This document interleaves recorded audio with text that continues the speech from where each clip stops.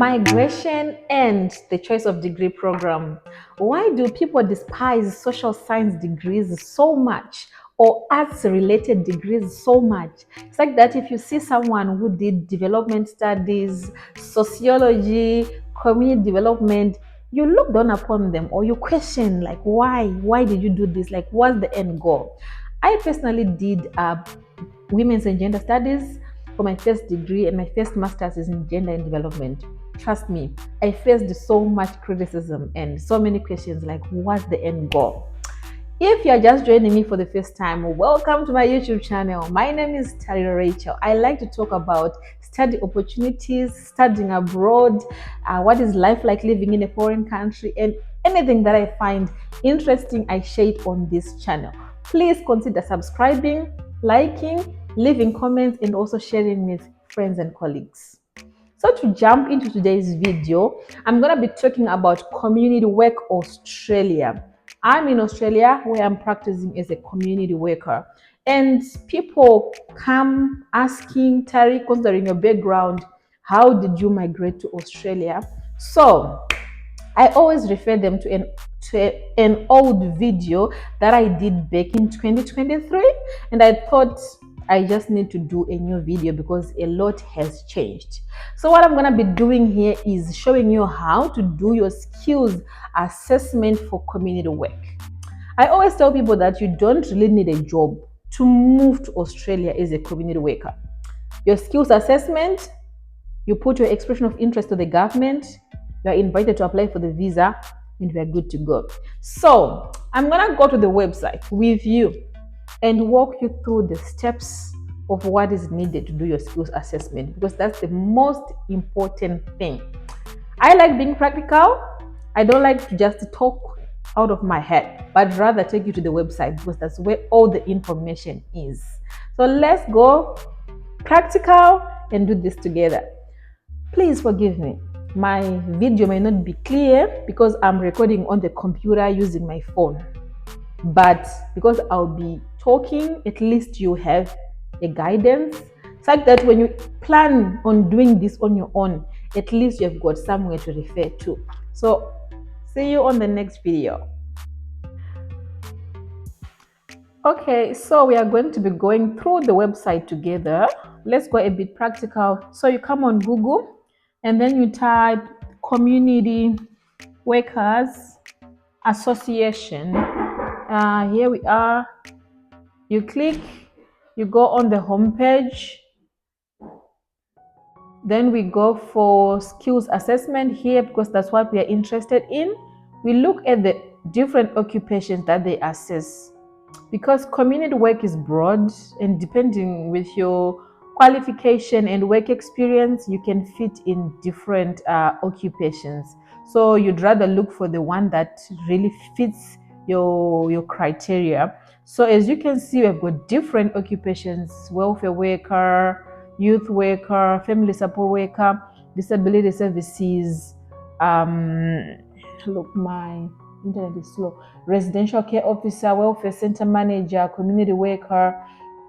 So based on what you want, you select the perfect fit. So for me, it's community worker. I know, like in Zimbabwe, I used to work with youth, with families, but do they really fit what, like, their definition of a youth worker or a family worker? No. So I resorted to community worker. So let's look. But if you look at their requirements, like all these occupations, the requirements are almost similar. So we come here on community worker. This is the code for community workers, 411711, and it's a priority occupation, meaning your visa is prioritized. So we come and we look at the description of the occupation. They say a community worker is a person who is qualified and experienced in working with individuals, families, communities to address barriers which prevent them from accessing basic human needs such as housing, health services, employment, education, and recreation.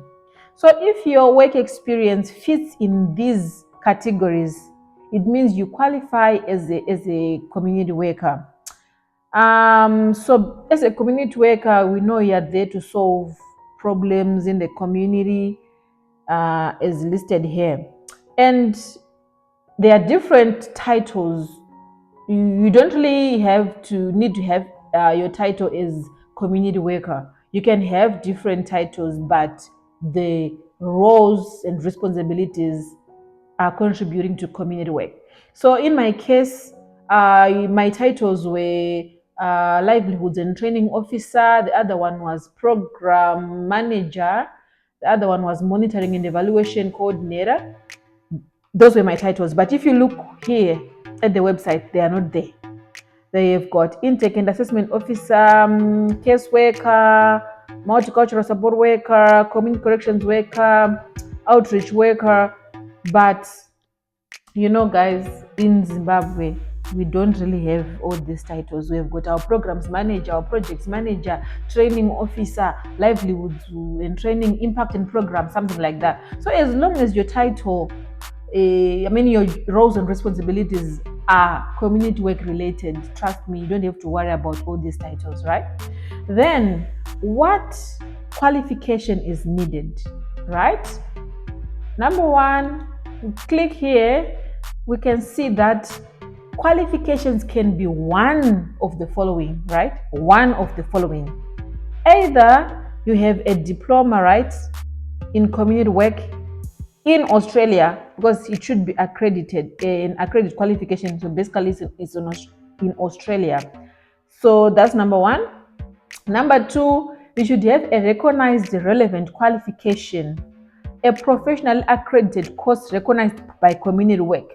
So this could be in Australia or outside Australia. Like in my case, I used my bachelor's degree from Zimbabwe.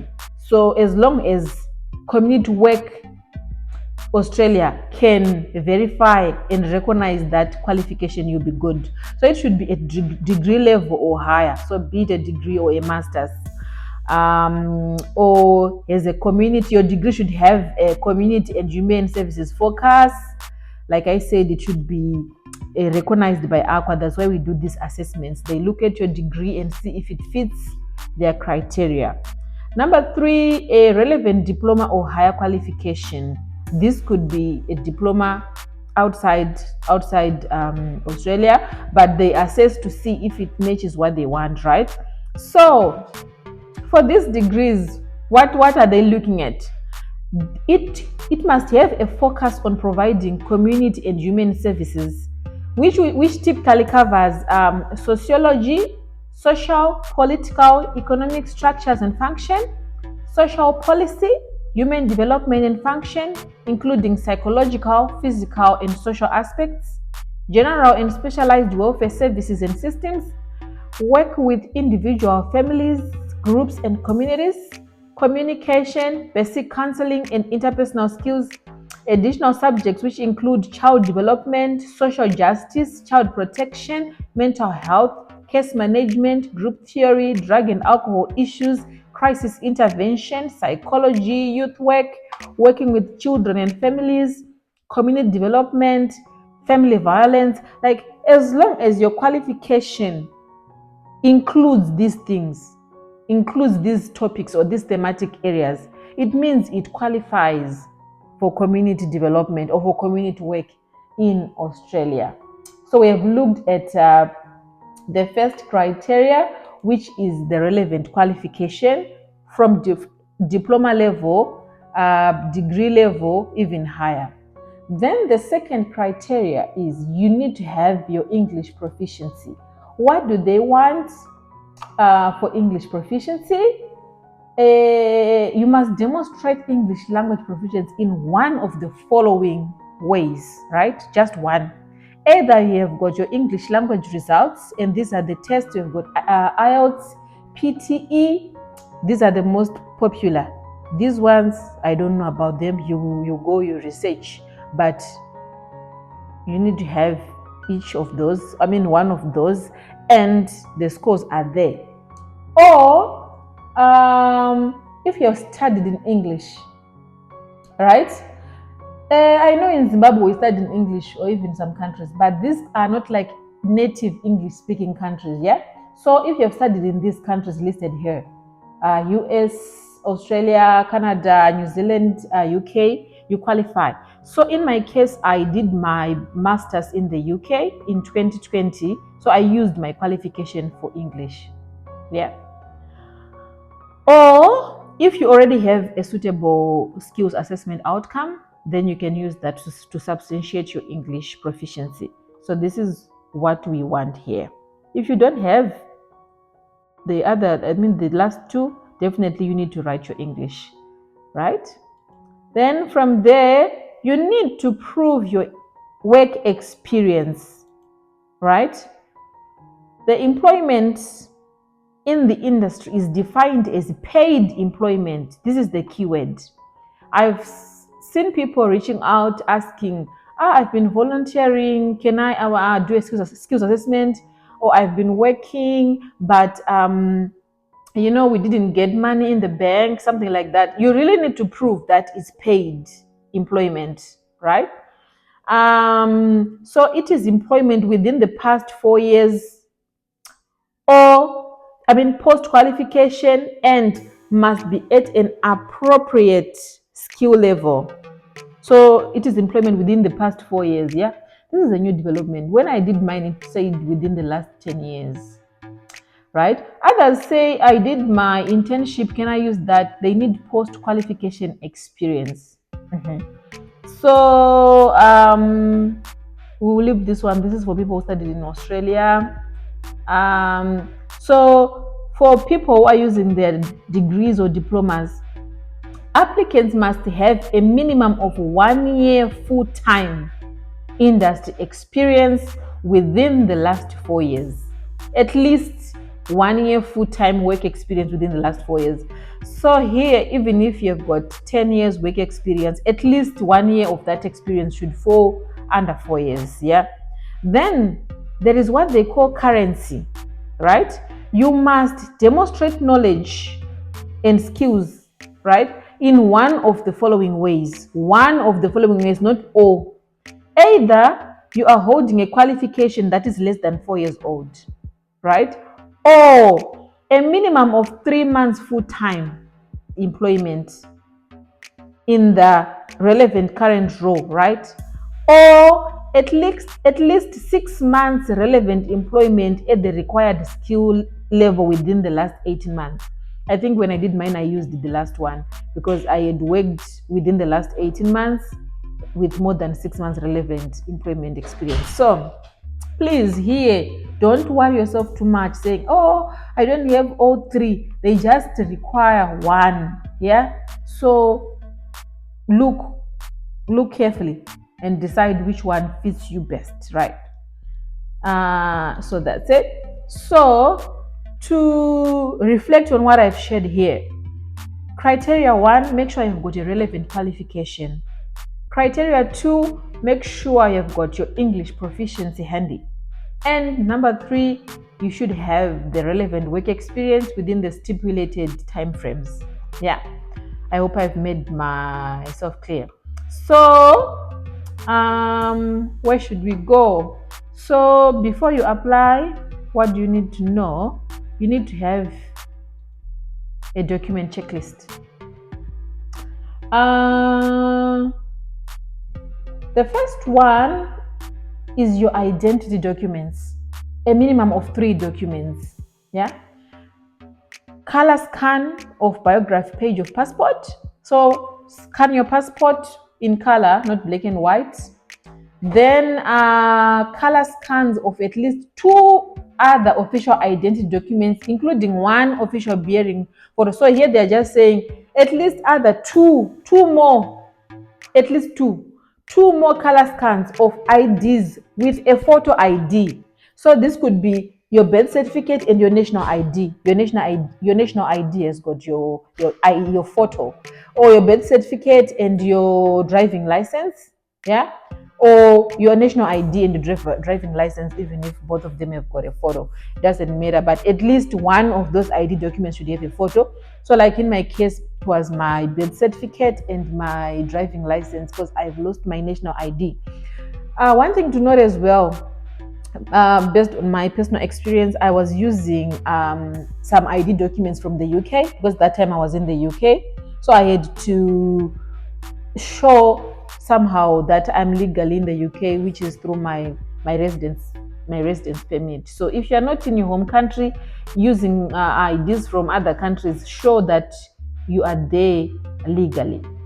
If applicable, color scan of change of name evidence for those who have changed their names. So number one, we said ID documents.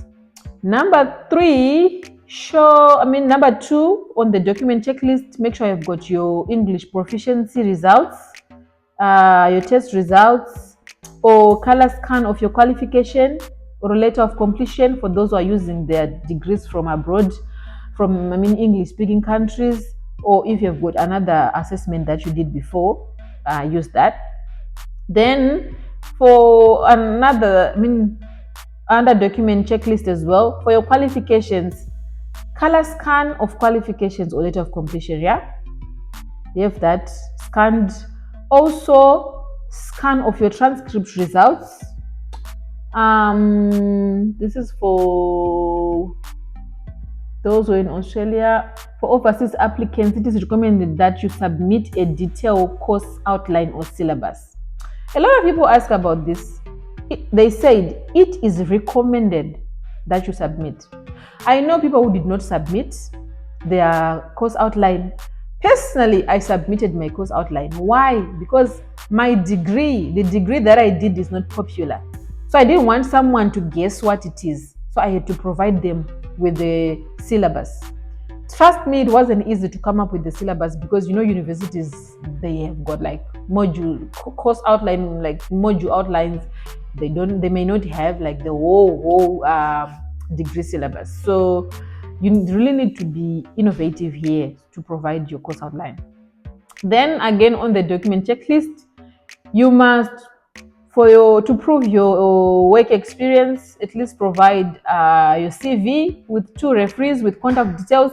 Don't write referees provided upon request on your resume or on your CV. Please just provide them the details.